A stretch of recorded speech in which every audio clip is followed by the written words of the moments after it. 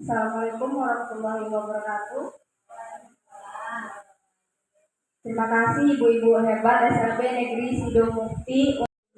Yang saya hormati Bapak Ibu dari SLB Negeri Sidomukti.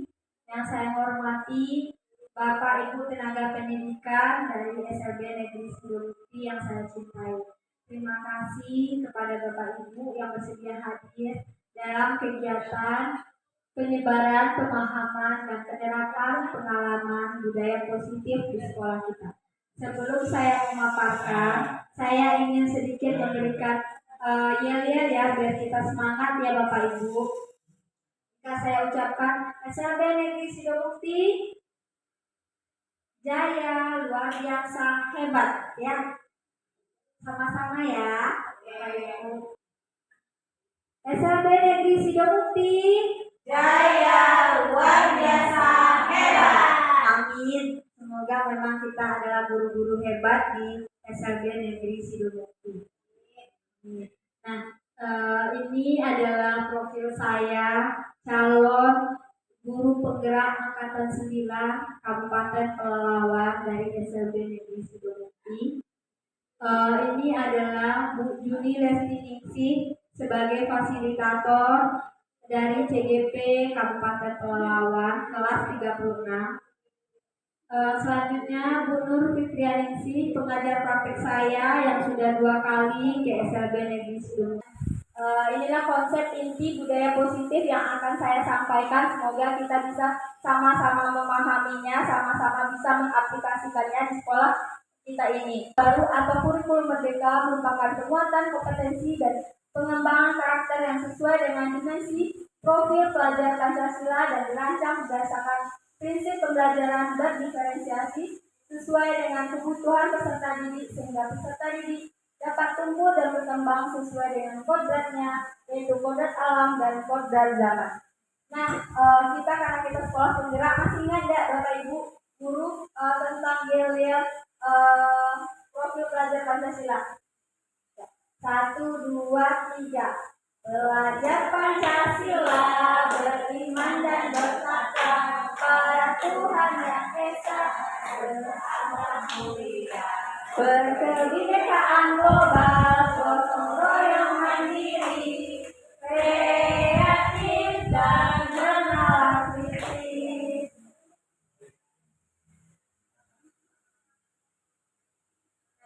Inilah konsepsi tentang teori kontrol yang saya sampaikan tadi, di mana ilusinya guru mengontrol murid. Apakah itu masih bisa kita terapkan di kurikulum merdeka ini? Nah, ilusi bahwa kritik dan membuat rasa bersalah mampu menguatkan karakter. Ilusi bahwa orang dewasa berhak memaksa. Ilusi bahwa semua penguatan. Nah, mengubah paradigma stimulus respon dengan pendekatan teori kontrol. Inilah awalnya kita pikir bahwa stimulus respon itu realita, bahwa kebutuhan kita itu sama. Sedangkan kenyataannya menurut teori kontrol bahwa realitanya kebutuhan kita itu berbeda. Pak Dani kebutuhannya berbeda dengan Ibu Bella. Dua yang akan saya sampaikan yaitu di mana disiplin berasal dari bahasa Latin yaitu disiplina. Nah, kalau menurut Bapak Ibu disiplin itu sebenarnya apa? Patuh, taat, teratur.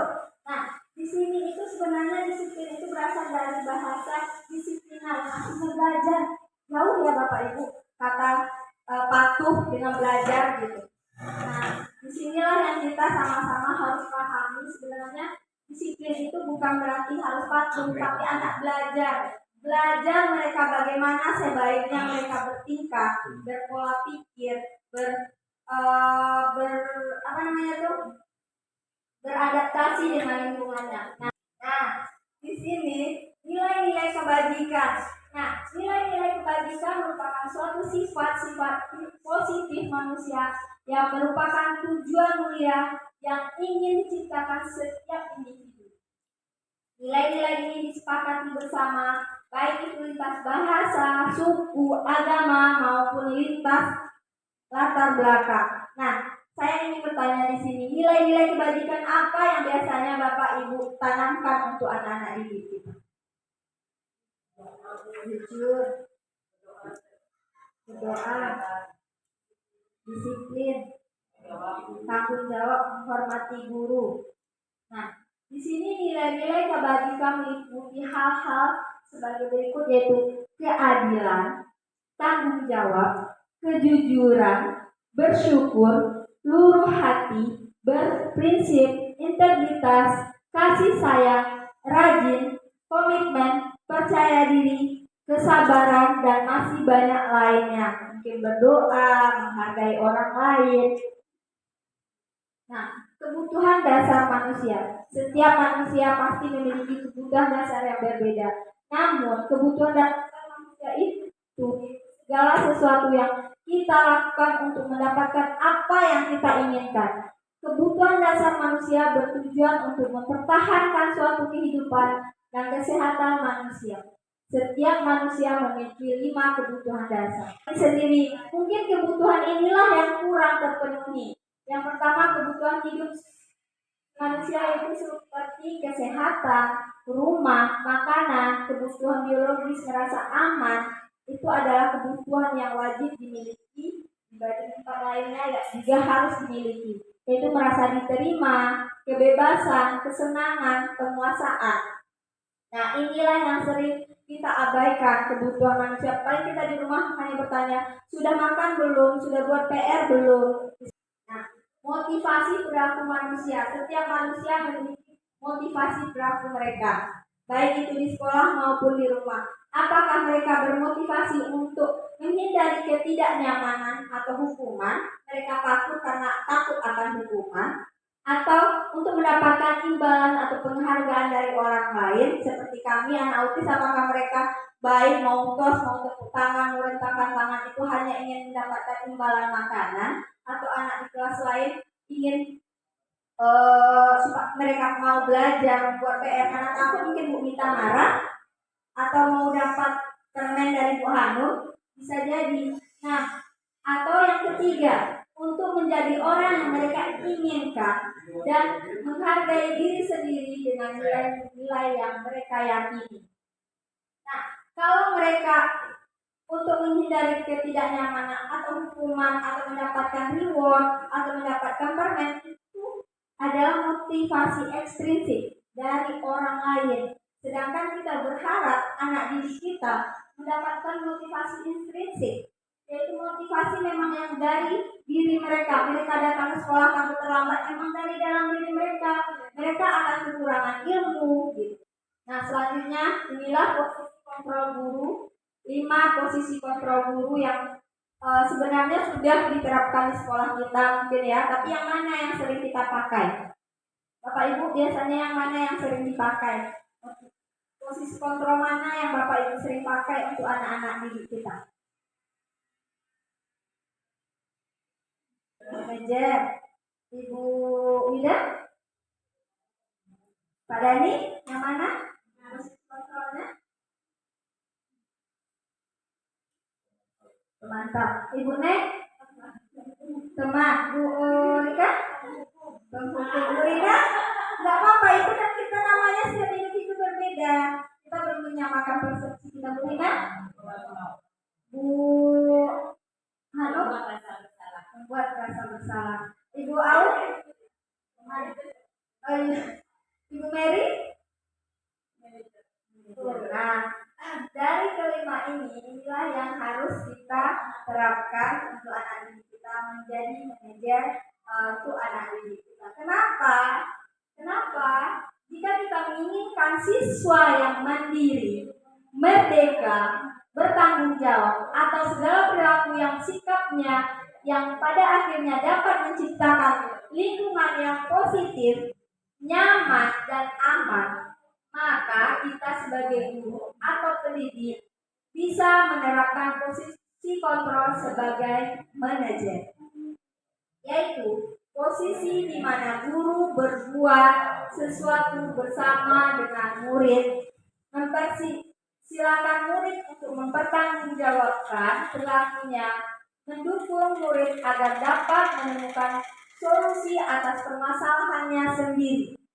Di manajer, guru diajak untuk menganalisis kebutuhan dirinya maupun kebutuhan orang lain. Di sini ada sebuah kasus, yaitu siswa sering mengusili temannya dan sering mengambil makanan temannya.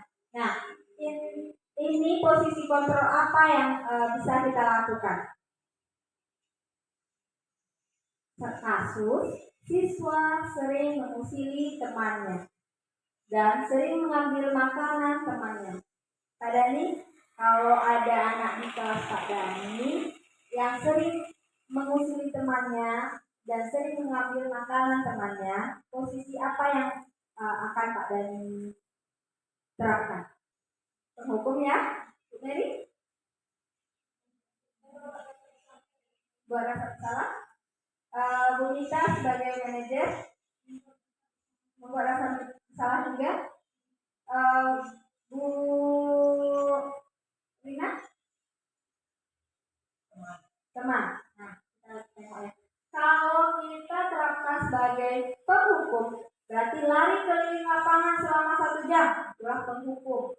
Nah, membuat rasa bersalah. Berapa kali ibu bapak harus memberitahu kamu selalu saja mengecewakan ibu. Itulah posisi membuat rasa bersalah. Kalau teman, ayo dong, jangan ganggu dan usili teman lagi. Tolong bantu ibu bapak ya, sekali ini saja. Ya sudah, tidak apa-apa, lain kali jangan sampai berbuat seperti ini lagi ya. Jadi dia sebagai teman itu memohon pada muridnya, dan sekali ini ibu maafkan ya. Nah, itulah sebagai teman. Nah, sebagai pemantau, kamu sudah melanggar peraturan sekolah, kamu tahu konsekuensinya, langsung to the point kayak gitu. Nah, sedangkan manajer, kita bertanya kepada anak, apakah kamu tahu kesalahanmu? Kira-kira bagaimana kamu memperbaiki kesalahanmu? Seperti itulah kalau kita sebagai manajer. Kita tidak langsung memberikan hukuman sanksi kepada anak gitu. Tapi kita bertanya kepada anak, dia tahu tidak kesalahan dia, kenapa kita manggil dia? Mengapa keyakinan kelas? Mengapa bukan peraturan kelas? Ada Bapak Ibu yang tahu? Kalau peraturan itu lebih kaku. Lebih kaku. Kalau keyakinan? Kita tuh tidak terlalu terpaku sama yang kita buat gitu. Kalau peraturan itu kan kita hanya terpaku sama yang disampaikan ya Bu. Betul sekali.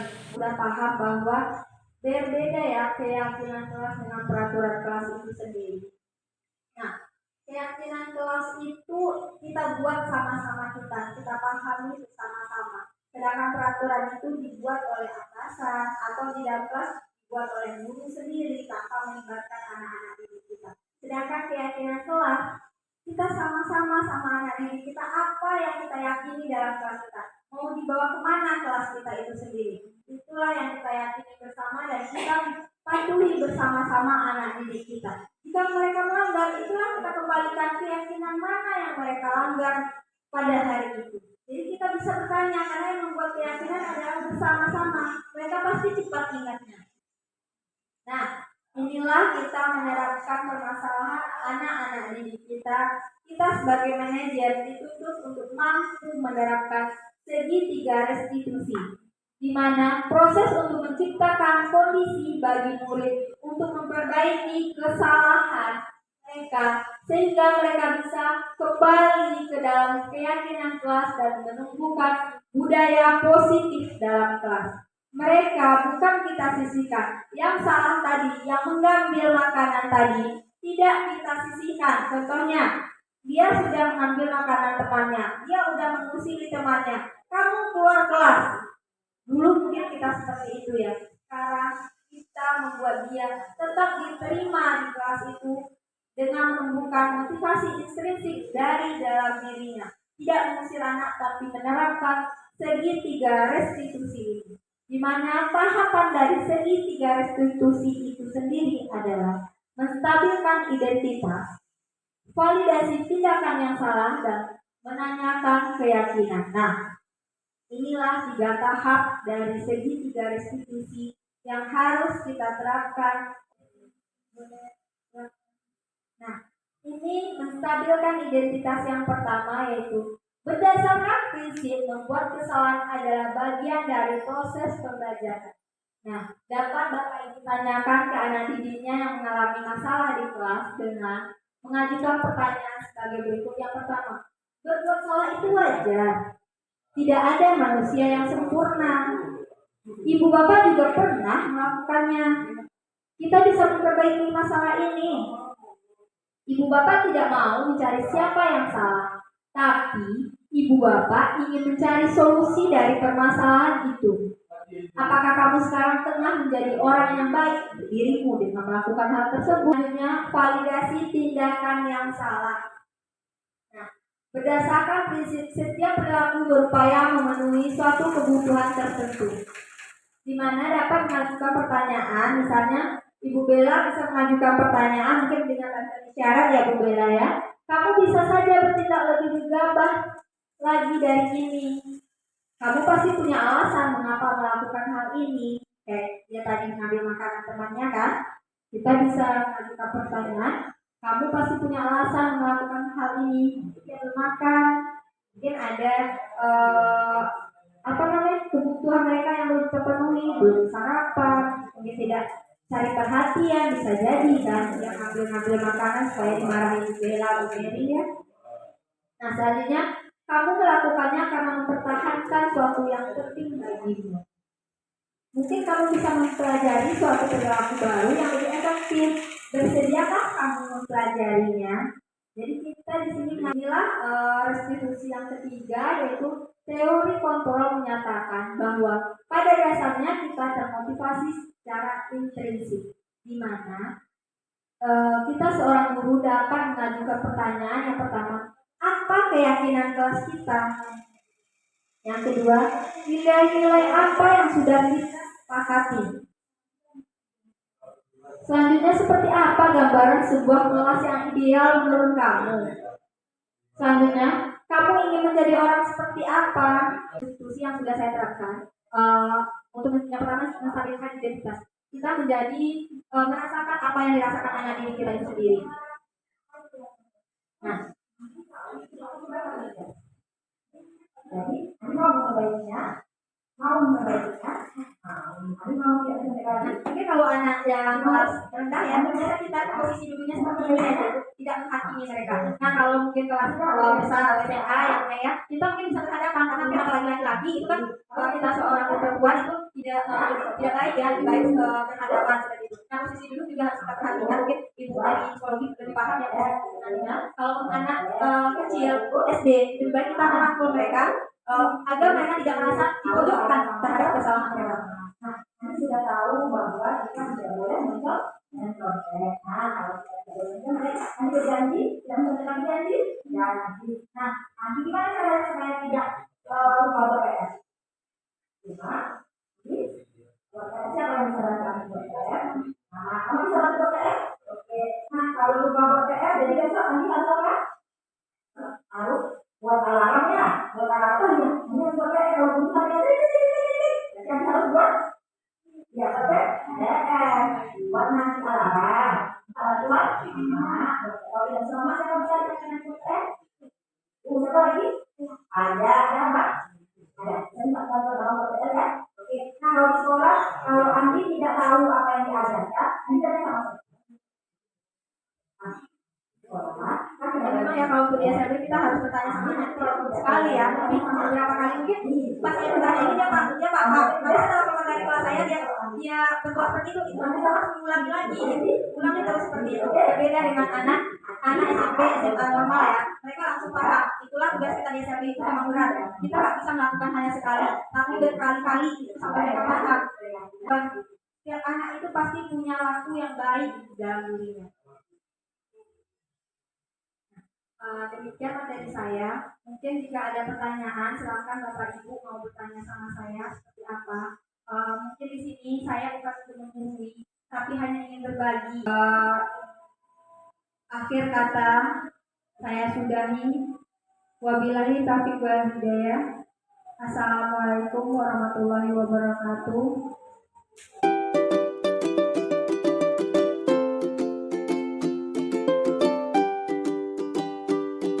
Assalamualaikum warahmatullahi wabarakatuh.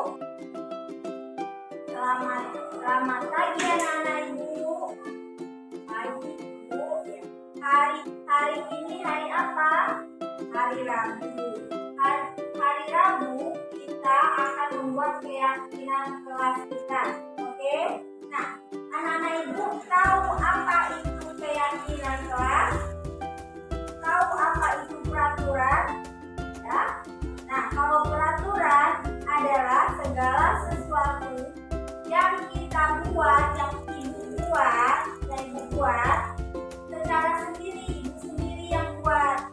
Nah, anak-anak ibu tidak buat, ibu yang buat, ibu tempel sendiri. Anak ibu harus patuh, harus taat semuanya. Sedangkan keyakinan kelas kita semua harus membuatnya sesuai dengan keyakinan kelas kita. Ya, jadi anak-anak ibu bisa buat. Ini ada karton ibu sediakan, nanti ibu kasih notnya.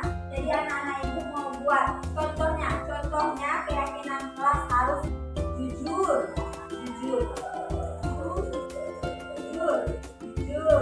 disiplin, ya, disiplin,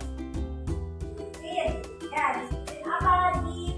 Contohnya tidak buat PR, tidak buat PR itu boleh ya, tapi negatif kita harus buat yang positif.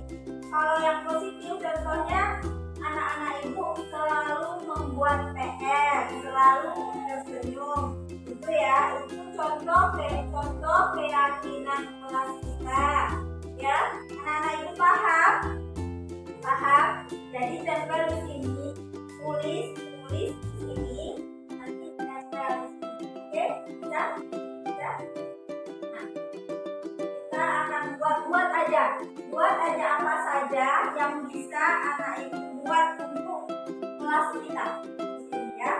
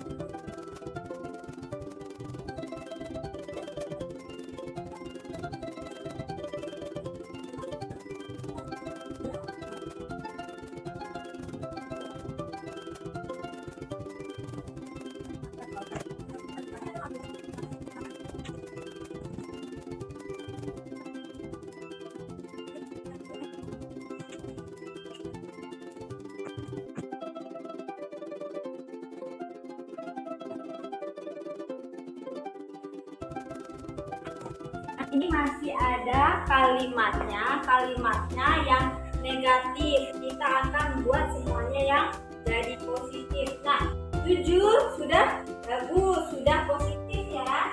Nih, pulang jam 12.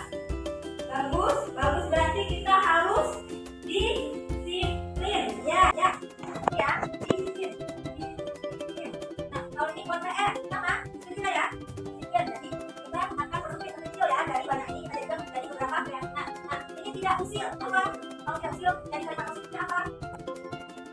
Saya sama teman saling menghargai ya. Jadi saling menghargai ya. Ini kita ganti. Jadi saling menghargai. Nah, ini paku sama dengan disiplin sama atau tidak? Sama kan? Sama disiplin. Aturan ini tidak berisik.